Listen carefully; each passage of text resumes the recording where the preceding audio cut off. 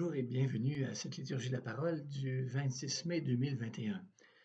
Nous entrons dans le temps ordinaire et l'évangile d'aujourd'hui, qui sera commenté et médité par Sylvie Bilodeau et Bruno Mathieu, nous situe au 10e chapitre de Saint Marc, où les disciples faisant route avec Jésus déterminé, qui s'en va résolument à Jérusalem, il annonce à ses disciples qu'il va devoir souffrir beaucoup, mourir, et ils n'entendent rien.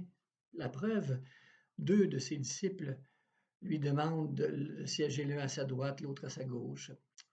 Le Seigneur leur rappelle qu'ils vont partager avec lui les souffrances, mais qu'ils vont partager avec lui le baptême aussi dans l'esprit. Mais évidemment, ces places sont réservées à d'autres.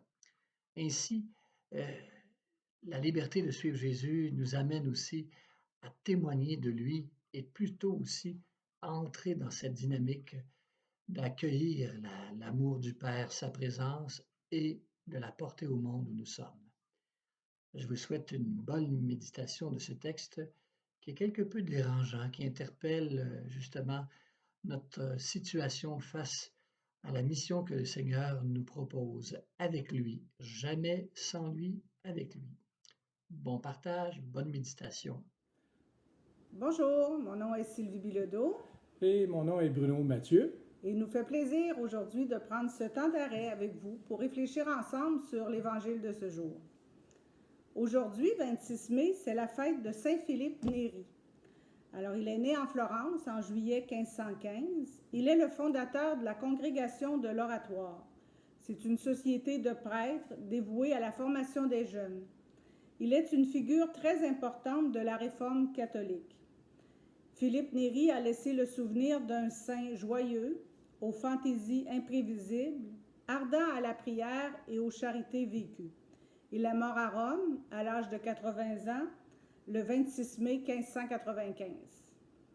Traçons maintenant sur nous le signe de notre appartenance à la grande famille des chrétiens, au nom du Père et du Fils et du Saint-Esprit. Amen.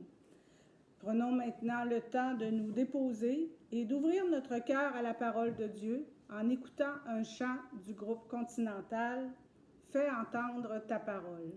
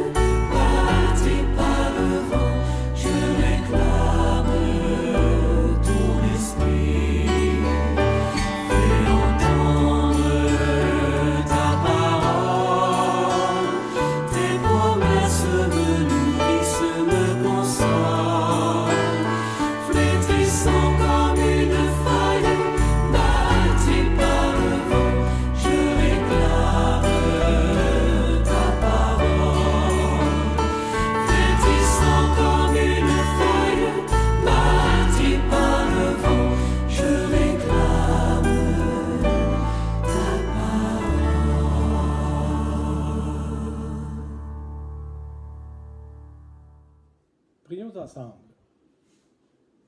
Dieu qui ne cesse d'élever à la sainteté ceux qui te servent fidèlement, accorde-nous d'être embrasés du feu de l'Esprit Saint qui brûlait si merveilleusement au cœur de Saint Philippe Néri.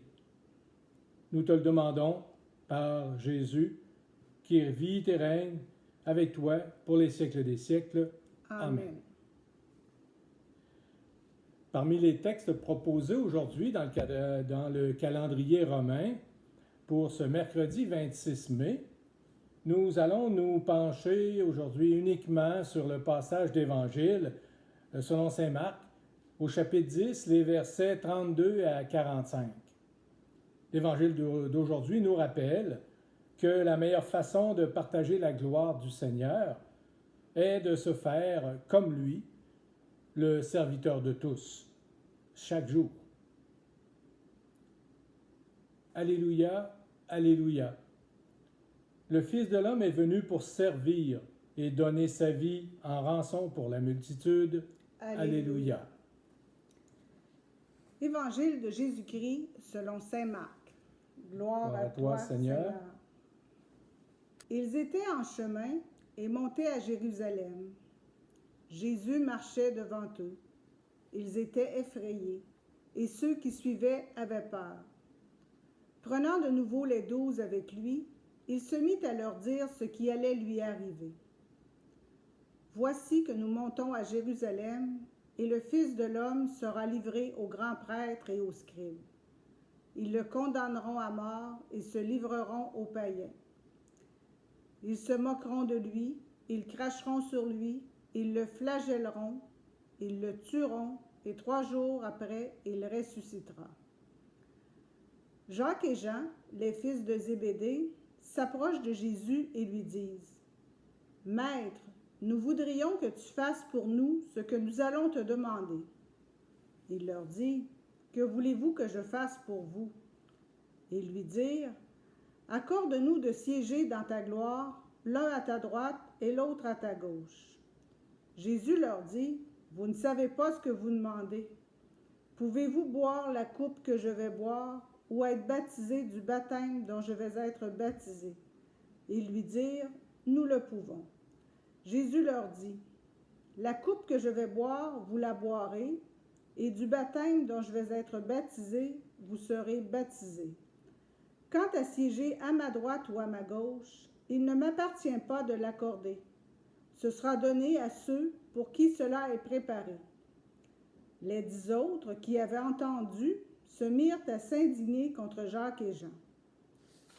Jésus les appela et leur dit : « Vous le savez, ceux qu'on regarde comme les chefs des nations les tiennent sous leur pouvoir et les grands sous leur domination. Il n'en est pas ainsi parmi vous. Au contraire, si quelqu'un veut être grand parmi vous, qu'il soit votre serviteur. Et si quelqu'un veut être le premier parmi vous, qu'il soit l'esclave de tous. Car le Fils de l'homme est venu non pour être servi, mais pour servir et donner sa vie en rançon pour la multitude. » Acclamons la parole de Dieu. Louange à toi, Seigneur Jésus. Alors, dans cet évangile, Marc annonce pour la 3e fois la passion du Seigneur. Comme les 2 annonces précédentes, cette 3e annonce de la passion du Seigneur est suivie d'une scène d'incompréhension. La demande de Jacques et de Jean montre à quel point qu'ils n'ont rien compris à la voie sur laquelle le Christ s'engage et va entraîner ses disciples. Jacques et Jean veulent se réserver une place de choix dans le royaume. Ils croient vraiment que Jésus est un roi temporel. Et ils prennent des précautions pour s'assurer un bel avenir. Ils songent à leur avenir. Et aidés de leur mère, ils tentent de se réserver une place de choix à droite et à gauche de Jésus. Ils sauront un peu plus tard que la droite et la gauche de Jésus étaient réservées aux 2 voleurs sur la croix avec Jésus. Les disciples étaient dans l'étonnement. Et ceux qui suivaient Jésus avaient peur. Ils savaient que Jésus allait mourir. Jésus venait de leur annoncer. Ils auraient pu prendre soin de Jésus, ils auraient pu le remercier pour tout ce qu'il avait fait, ils auraient pu prier pour lui, mais ce qu'ils voulaient, c'était une bonne place dans le royaume de Dieu à venir. Ils voulaient en quelque sorte vivre la gloire avec Jésus. Et ils demandent à Jésus de leur donner un siège, l'un à droite, l'autre à sa gauche, et pour partager ainsi le plus près possible la gloire d'un futur royaume de Dieu sur terre. Jacques et Jean rêvent de gloire, ils rêvent de grandeur, à la manière des hommes. Dans leur naïveté, Jacques et Jean croient pouvoir boire à la coupe du Seigneur. Pourtant, c'est bien eux qui dormiront au jardin de Gethsémani, et c'est eux qui fuiront lorsque les soldats se saisiront de Jésus. Mais Jésus leur enseigne, il leur apprend que pour devenir le plus grand, il faut commencer par être le plus petit. Et qu'on devient le maître de tous qu'en se rendant leur serviteur. Il leur dit que celui qui veut devenir grand parmi eux, sera leur serviteur. Jésus essaie de leur faire comprendre quel est le chemin pour accéder à la gloire de Dieu. Pour Jésus, le chemin de la croix, ce n'est surtout pas souffrir, c'est servir. Si on regarde dans le dictionnaire, le serviteur, c'est une personne qui est au service d'une autre personne ou au service d'une collectivité. C'est celui qui s'engage et qui engage toute son activité, son énergie, sa passion au service d'un idéal, d'une cause noble ou d'une œuvre de charité quelconque. Le serviteur, c'est celui qui se tourne vers les autres par son travail, par ses actions, par son engagement, par le temps qu'il offre au service de ses contemporains. Il se rend utile aux autres. Le serviteur, c'est celui qui apporte son aide, qui prend soin des autres. Le serviteur n'est pas celui qui donne des ordres, ni il n'est pas là non plus pour donner son avis, ni pour être dans la lumière des projecteurs. Non, le serviteur est là pour servir humblement, discrètement et généreusement. Un bon serviteur veut le bonheur de son maître. Il veut son bien-être. Il met tout en œuvre pour que tout soit parfait pour son maître. Il est à l'écoute, il voit, il entend et il agit pour que rien ne manque, que tout soit parfait. Jésus est vraiment serviteur. C'est comme cela qu'il se présente toute sa vie. Toute sa vie est tournée vers Dieu et vers les autres, vers ses disciples, vers les gens qu'il rencontre. Il veut faire la volonté de son Père. Jésus, on le voit tout au long de sa vie, accompagne, il guérit, il purifie, il relève et pardonne, il écoute, il instruit, il encourage, il donne de son temps. Il va aller jusqu'à donner sa vie. Il engage toute sa vie pour les hommes.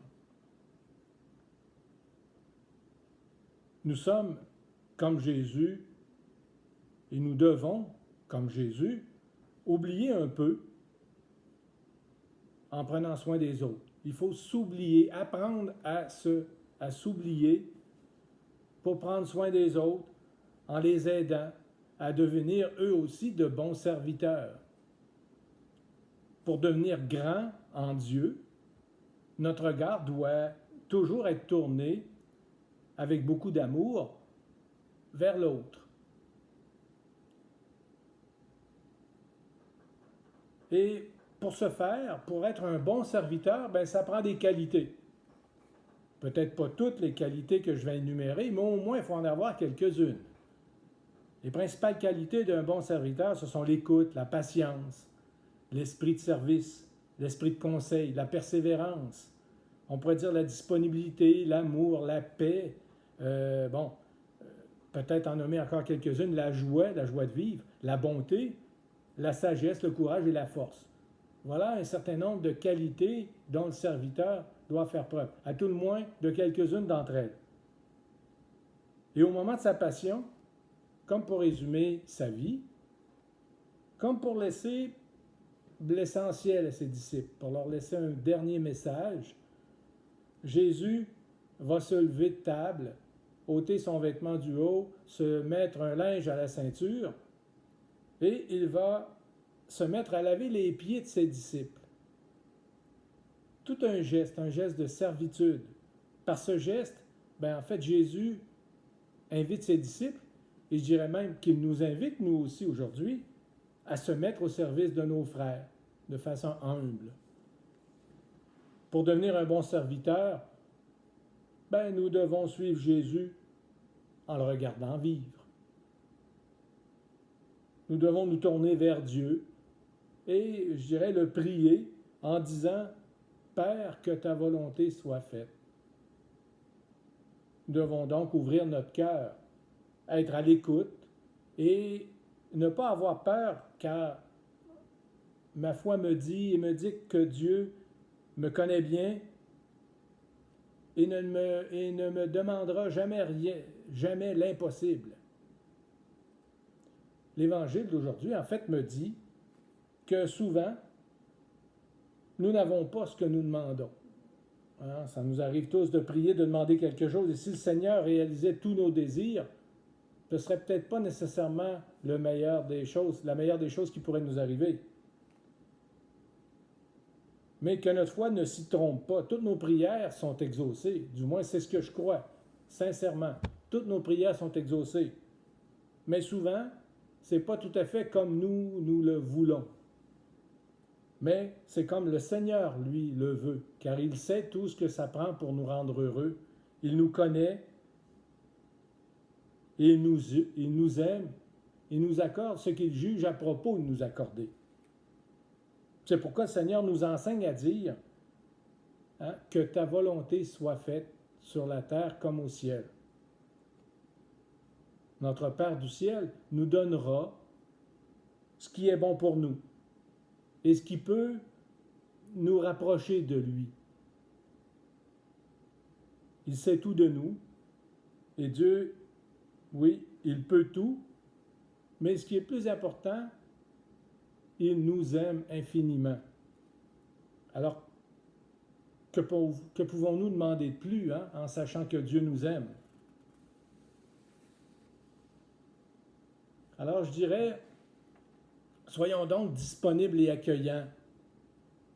Accueillants à l'Esprit Saint et aux hommes aussi. Soyons assidus dans la prière et ne reportons pas à demain le bien que nous pouvons faire aujourd'hui à ceux qui nous entourent. L'Évangile d'aujourd'hui nous demande simplement de croire, je dirais, à l'amour de Dieu, à l'amour infini de Dieu pour nous, pour chacun de nous.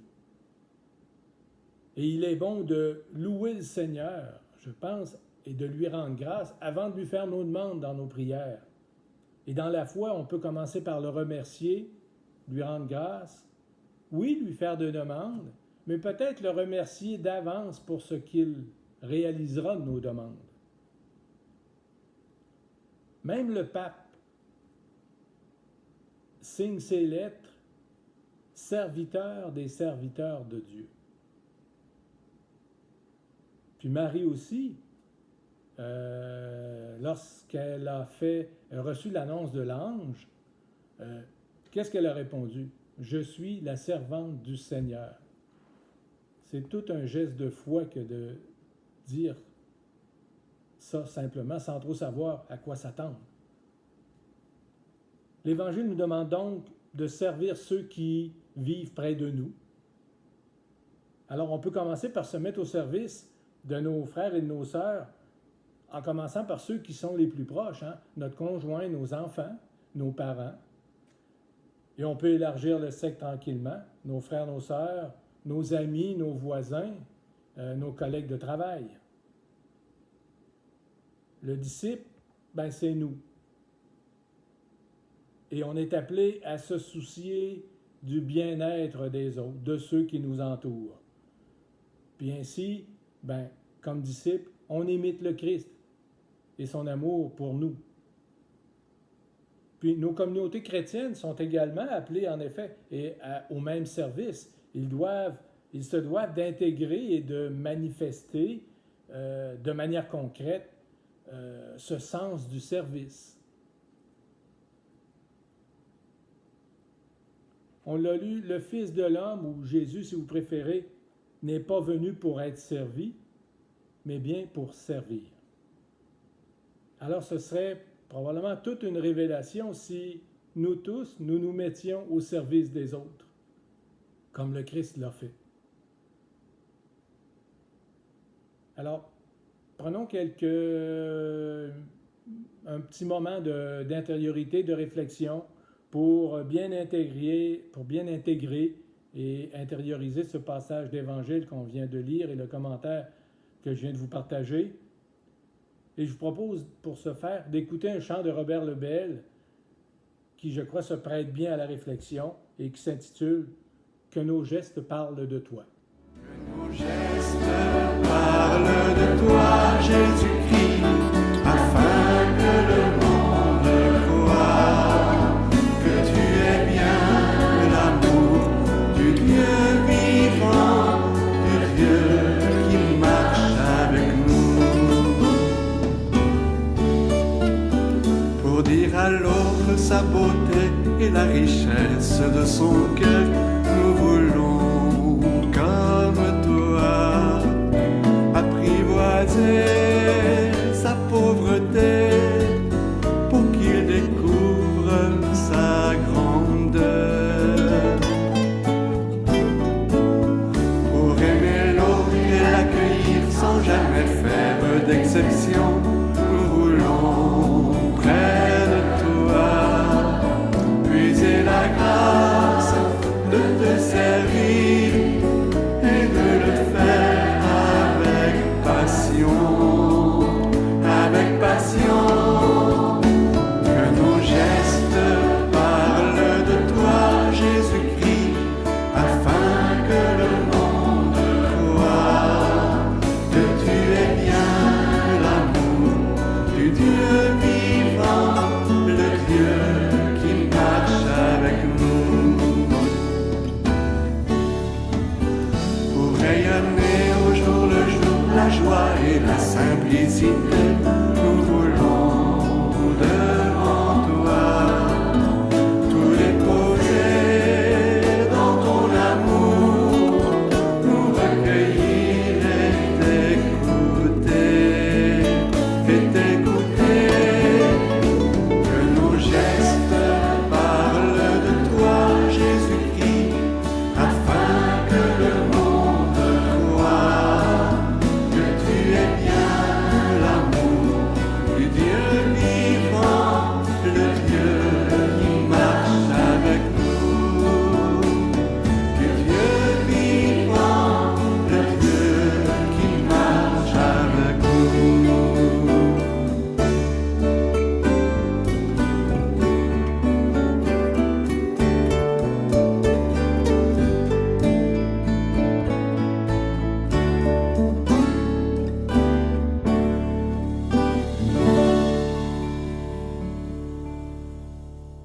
Frères et sœurs, unissons notre prière pour lui confier nos intentions de prière. Après chaque intention, nous répondrons « Seigneur, écoute-nous ». Seigneur, écoute-nous. Pour que le gouvernement prenne les meilleures décisions en matière de déconfinement, afin de continuer à préserver la santé des Québécois tout en leur permettant plus de contacts et un retour graduel vers une vie plus normale, Seigneur, écoute-nous. Seigneur, écoute-nous.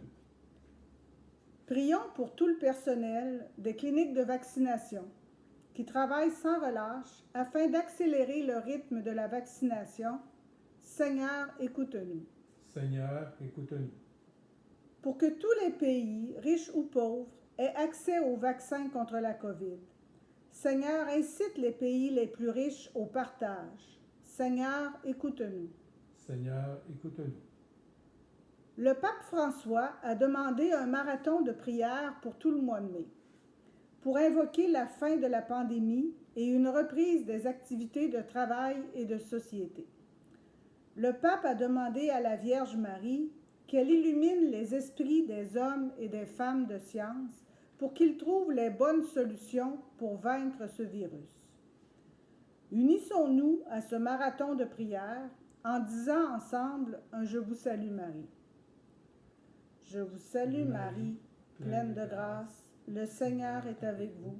Vous êtes bénie entre toutes les femmes, et Jésus, le fruit de vos entrailles, est béni. Sainte Marie, Mère de Dieu, priez pour nous pécheurs, maintenant et à l'heure de notre mort. Amen. Prions le Seigneur. Jésus, tu nous dis, aimez-vous les uns les autres comme je vous ai aimé. Tu nous dis aussi, le Fils de l'homme n'est pas venu pour être servi, mais pour servir et donner sa vie. Jésus, pour aimer à ta manière, nous devons devenir serviteurs. Apprends-nous à servir avec beaucoup d'amour tous ceux qui nous entourent. Merci, Jésus. Comme nous l'avons appris, prions ensemble en disant « Notre Père qui es aux cieux, que ton nom soit sanctifié, que ton règne vienne, que ta volonté soit faite sur la terre comme au ciel. Donne-nous aujourd'hui notre pain de ce jour. Pardonne-nous nos offenses comme nous pardonnons aussi à ceux qui nous ont offensés. Et ne nous laisse pas entrer en tentation, mais délivre-nous du mal. Amen. Dieu très bon, nous te demandons, à l'exemple de Saint Philippe, de travailler à ta gloire et au service du prochain dans une joie continuelle. Nous te le demandons par Jésus le Christ notre Seigneur. Amen. Alors, merci de votre présence et de votre écoute. Merci beaucoup à André Pellerin pour son beau travail de montage pour les chants et ainsi qu'à Annie Jutras pour le montage de la célébration. Que le Seigneur nous bénisse, qu'il nous garde, qu'il fasse resplendir sur nous son visage et nous accorde sa grâce. Au nom du Père, du Fils et du Saint-Esprit. Amen. Alors, rassurés de sa présence, allons dans la paix du Christ. Nous rendons grâce à Dieu. Bonne semaine à chacun. Et comme nous en sommes à la dernière semaine du mois de Marie, écoutons ce chant à Marie, ô Vierge de l'écoute.